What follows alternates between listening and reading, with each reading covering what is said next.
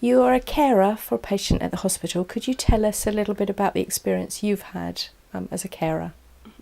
Donald's been in hospital. This is his third time this year. He has dementia. The first time he had fallen at home. It took a long time. I was told that they had several emergencies, but it was about 3.5 hours before they came. And he was shouting. I had already laid down on the floor beside him to try and calm him down. And he was taken off into hospital. I told the ambulance men that he had dementia. I told the person at the reception he had dementia. And she assured me that he had just about arrived and the doctor was with him. She had been informed he had dementia. I would be called in. I asked her a few times during that time, and during the time I was sitting there, the ambulance men came in and said, "Oh, he's there. The doctor. We've told the doctor that he's got dementia. She'll call you through." So the ambulance men said the same thing to me. And after about 3/4 of an hour, I got up and walked by without ignoring the receptionist altogether. And I found him. I think the doctor was about to call me in, and he was in a very shouty, upset, distressed mood, partially because of the pain and partially because he was in a strange place.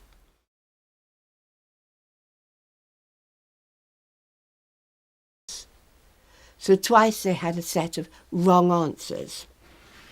And I did mention to the St Helens person, a nurse in St Helens, "Look, this is wrong." In Whippingham, somebody asked him questions and he says he has no memory problem whatsoever. He is being diagnosed as dementia and he's going to dementia classes, going to memory classes. But she did go through them and we corrected his answers, which I was pleased. Next day I came back, and again he had been moved. This time he was in a side ward. And I asked why he was in a side ward, and it was because he'd been shouting my name throughout the night and had kept all the other patients. And I gather from the patients in the main ward, they also had to keep a watch on him for climbing out of bed and keep calling the nurses to come to him. So the other patients didn't get a good night's sleep that night either. I asked if I could stay, but was said no, that I couldn't stay. But he was not upset during the day because he was used to me coming and going during the day. It was no hassle at all during the day. But during the night was when he was in a single bed instead of a double bed. A strange place instead of home, with nobody he knew instead of me in the bed beside him. So it was night time that he was upset, and it was daytime I was allowed to be with him. So you had it the wrong way round.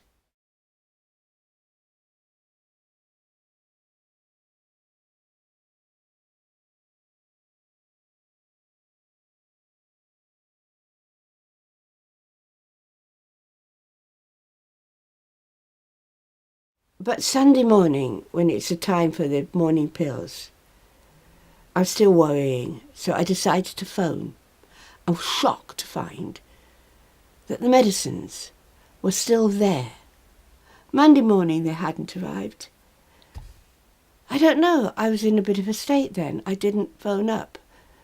I was expecting my son to arrive. My son arrived.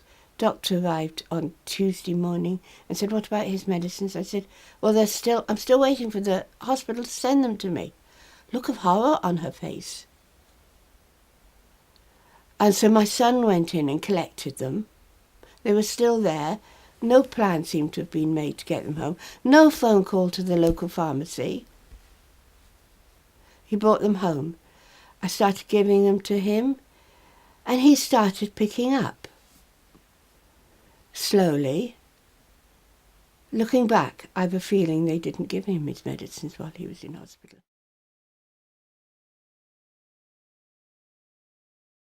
Experience number 2, he had a urinary tract infection. He wasn't obeying. First sign was he couldn't follow my instructions, roll this way, roll that way, and running a temperature. An ambulance man came. I said, I don't want him to go into hospital. I don't want him to go into hospital. I had spent so much time bringing him back from the hospital experience. And they said, oh, I doubt whether he'll have to stay. It will most likely during the night, and then when the doctors will most likely send him home with antibiotics. So I agreed, and he went in. But I know I took with me my little pamphlet that I had got back from the hospital talking about the care passport. I, in fact, thought this was the care passport. So this pamphlet was waived. It was waived to go past reception. I didn't even ask anybody. I just waved this pamphlet, which I thought was a care passport. And I was straight through, no waiting. And I stayed with him. And they were perfectly okay. They did ask him questions, but 2 very simple questions. Do you want tea or coffee? And what is your date of birth? Any other more complicated questions were referred to me to answer. So they were asking questions within his ability. Must have been about 4 o'clock in the morning when they said they want him to stay in hospital. And I said, I'm staying with him. I'm sleeping here. And you said, look, and out came that care passport pamphlet with day and night being pointed at by me. And they went away, and there was some discussion in the background, and it was decided that he could have antibiotics at home, and they would arrange for an ambulance to take us home. That was fine, and he got better, no hassle.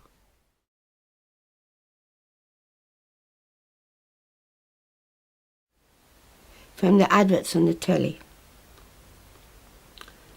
I knew it was Stoke. I was scared of him going into hospital. So instead of phoning 999 immediately, it might sound terrible, he is 86, and I thought, I think I'd prefer him to go than go through that, what happened in St Helens. I don't know whether I want him to go to hospital. I phoned the surgery, and the receptionist, 999 immediately. So I was in the system again. He was off to hospital. And he was up into the Stoke ward that day. And it was that evening. And I said, I'm staying. And I waved my, what I thought was the passport, the pamphlet. And they said, fine, fine. And I was given a comfortable chair, and they slept that night in it. I find he'd been moved, and he was in a main ward. And I said, I'm staying the night here. Oh, you can't. Look, out came that passport, flapping that. I thought it was a passport. It was, and I pointed out the night. But see, you really do need your sleep, says somebody. I said, yes, that's why I went home, to get a sleeping bag. And that's why. And then I did, you could see that there wasn't happiness, but they were going to cope with it. They saw that there wasn't going to be an option. And I said, has he had his morning pills? He's had his pills, said Marilyn, the nurse. And I said, his steroids. I've given him aspirin by injection. He can't swallow anything. I gathered by her body language that again this bag of green bag with medicines in had again been forgotten about. But it was, the green bag was there, and they saw there were steroids, and they said that they'd have to be done by a tube, and they tried to put a tube down they said, "Oh, we'll do it, off you go." They tried to put a tube down, but after 5-10 minutes trying, I was called in and the tube went down. Did you find that once you knew about the carer's passport, did you find that things improved for you? Oh, the A&E, absolutely perfect. That they, the ward, although they had carers' passports in their doors and had carers' passports notices on the walls, none of them had read the pamphlet. And the pamphlet I was showing them, several of them said, "We've not seen this before." How did you find out that you could get free parking? I was talking to a friend of mine who'd come to visit us, and she said about, "Oh, I've got to get back for parking." And I said to her, "I've just put a notice up, I'm not using it." And it was overheard by the ward, the clerk of the ward, and she said, "Oh, there's this form you should have filled in." Out came the form, I filled it in, and she says you need to take it down to the parking place. It's not mentioned in the passport pamphlet anything about car parking.